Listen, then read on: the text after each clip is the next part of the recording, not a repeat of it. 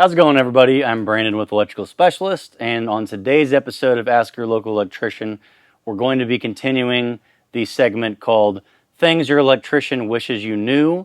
And on this part of the segment, we're going to be talking about carports and garages.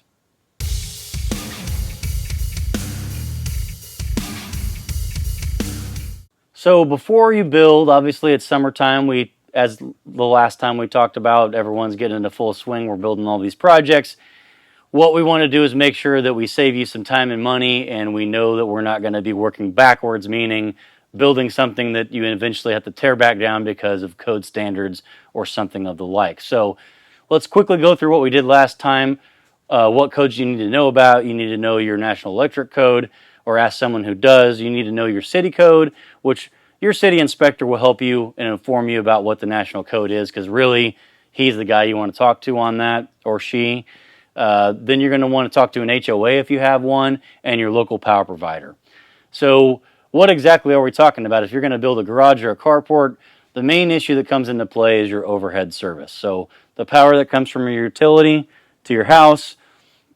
A lot of times we go to do an estimate on wiring a garage or getting power to a carport for a light that they've just built, and we walk up and realize it's right underneath, the peak of it is right underneath the overhead line. Well, we see that problem, they don't even know it's a problem, and we let them know, hey, we can't actually touch anything like this because it's too dangerous, it's against code, and we have to be the bad guy and inform them of that. We like to get ahead of that with you to make sure that doesn't happen. So we talk about overhead spans. Here's a couple graphics for the code that let you know what we're looking at. This is pretty simple. On a 412 pitched roof, which you can see is a more sloped roof, you can get away with a 3-foot clearance. So if you do build something, make sure it's a 412 or less pitch.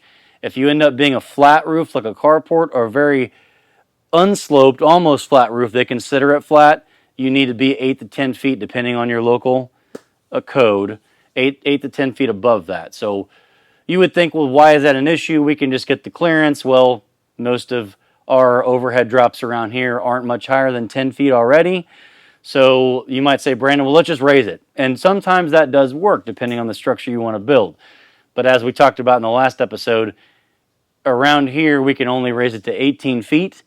The riser can only go that high, they tell us, because the gentlemen that come out from the power company have 16-foot ladders, and they can only go up to 18 feet. So we can't put them any higher because they can't get service. So we're not allowed to actually go up anymore. So if you're going to build a structure and it's going to be crossed by the overhead power line, make sure that you have your clearances. If you're not sure, call a local electrician, call your local city enforcement. They will come out for free to look at it and let you know. So that wraps up our talk on carports and garages and making sure you get ahead of them.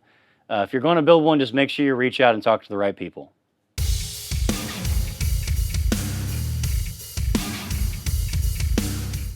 Hey everybody, thanks for watching, hanging out with us. If you have any more questions, or if you want to know more about any of these subjects we cover, go to our website at www.especialists.pro.